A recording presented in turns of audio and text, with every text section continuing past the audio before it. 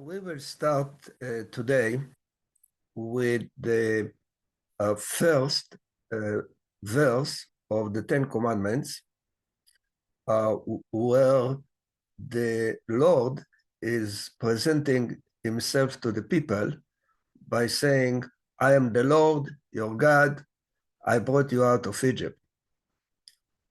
The tendency is to read every chapter or even a verse, regardless what took place before. But if we look at the text of the 5 books together, we find out that there are 4 times that the Almighty introduces himself to the forefathers and even to Moses. So let's go over it, and we will see the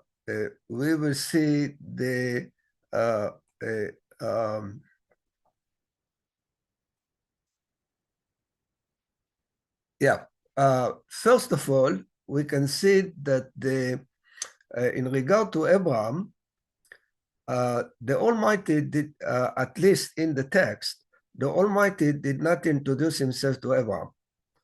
Right at the beginning, when Abraham enters the text as an active player, we see that the Almighty is instructing Abraham to go from his family, from his homeland, and to go to another country, and there is no introduction whatsoever. However, later on, in chapter 15, verse 7, we find out that the Almighty this time introduced himself to Abraham by saying, I'm the Lord, I took you out of Ur. Okay, so now the question is, if the Almighty already talked with Abraham earlier, and several times actually, when he promised him the land and etc., why suddenly the Almighty is presenting himself to Abraham? And you realize that this verse, chapter 15, verse 7, starts the covenant of the splits, where the Almighty is telling Abraham the future, telling him that that his descendants for 4 generations would be not possessing the land, and after 4 generations they will return to the land, and the reason is that the Amorites did not deserve yet to be ejected from the land. Their sins were not complete. So this is the point that the Almighty presents to Abraham right before the covenant of the splits. We find out in regard to Isaac that there is no such introduction. It just says that the Lord appeared to Isaac and told him, you should stay in the land and you should not go to Egypt. Okay? Just stay in the land. We find out in regard to Jacob that, yes, when Jacob was on his way to get a wife from his family, and he had the dream at night, and the Almighty showed up to him and told him, I'm the Lord, the God of Abraham and the God of Isaac. And the last time where we find such introduction, we find it with Moses at the burning bush, where the Almighty introduced himself to Moses and told him, I'm the God of your father, the God of Abraham, Isaac, and Jacob. And the number 4 is at the beginning of the 10 Commandments. So we can ask ourselves, what is the common denominator of these 4 places? And we find out, and that if we find the common denominator, we will understand why Isaac did not get such introduction. It's only Abraham and Jacob. Okay? So we can see that the point is that, like I said, the Abraham got such introduction just before the covenant of the split, which relates, that's what it relates. It relates to the land. It relates to the fact that the people will be not possessing the land, at least for 4 generations. And we know, in fact, that the after 4 generations, the 4th generation returned to the land, because the grandchildren of Menashe, that's the son of Joseph, and it says at the end of Genesis, Bereshit, it says that even the grandchildren of Menashe were born at the time of Joseph. And later on, at the end of the book of Numbers, we can see that the grandchildren of Menashe really settled the land. So therefore, at that time, the covenant of the split was in effect. 4 generations out, then they come back. So we can see why Isaac did not get any introduction, because he was born on the land and he stayed in the land. He didn't leave the land. Abraham did go to Egypt when there was a famine, and Isaac did not. So therefore, no introduction. Jacob, when did he get such introduction? On the way to leave the land. When he left, when he was on the way to leave the land, it is still in the land, because it is at the place where it is still in the land.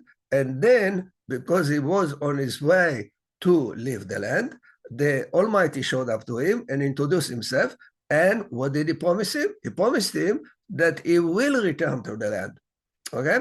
So why, now you realize why in the burning bush the Almighty introduced himself? Because this is the start of the implementation of the covenant of the split.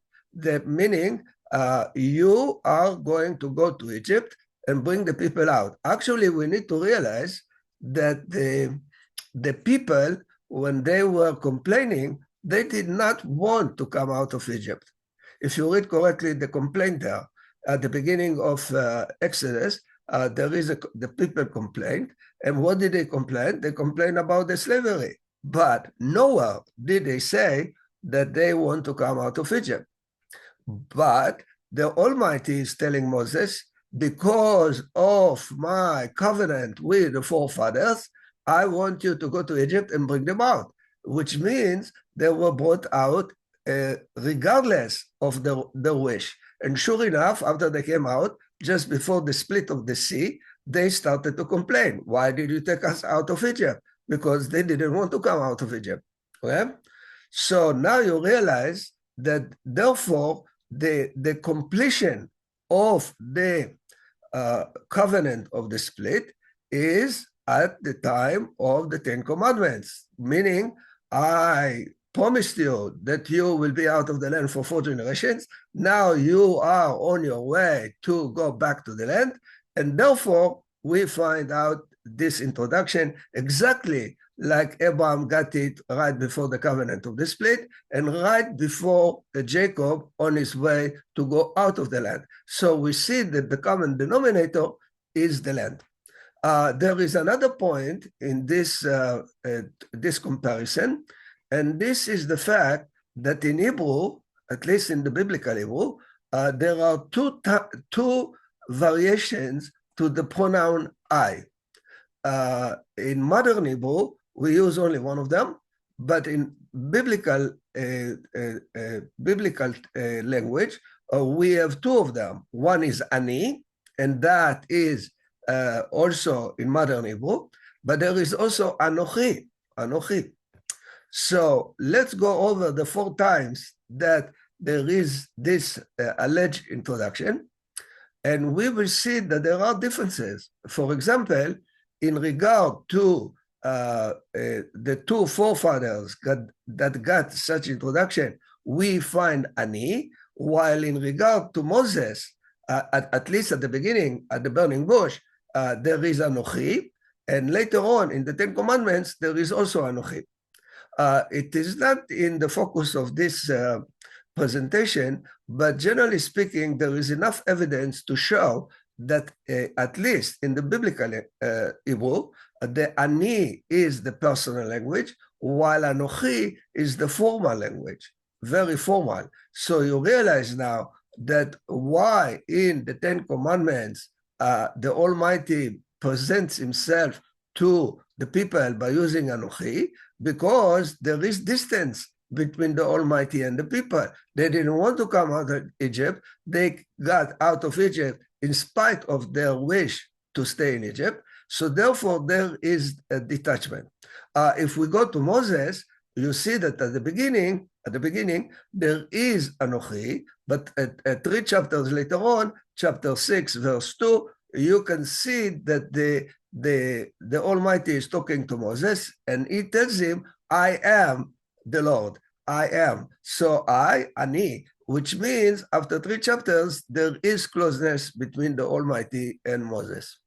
So the bottom line is, what we find out, there were 4 times introduction, alleged introduction, because you realize, at least with Abraham, Abraham did already communicate with the Almighty.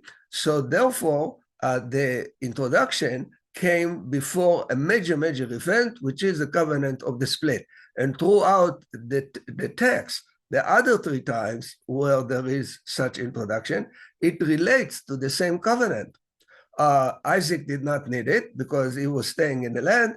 He was born on the land, stayed in the land, did not leave the land, so therefore he didn't need it. Jacob was on his way out of the land, so he needed it. And Moses, on the way to bring the people out of Egypt, yes, there is introduction, and sure enough, the 10 Commandments started with the introduction. Therefore, it is the end of the cycle of the covenant of the split that started with Abraham and it ended at Mount Sinai. Thank you.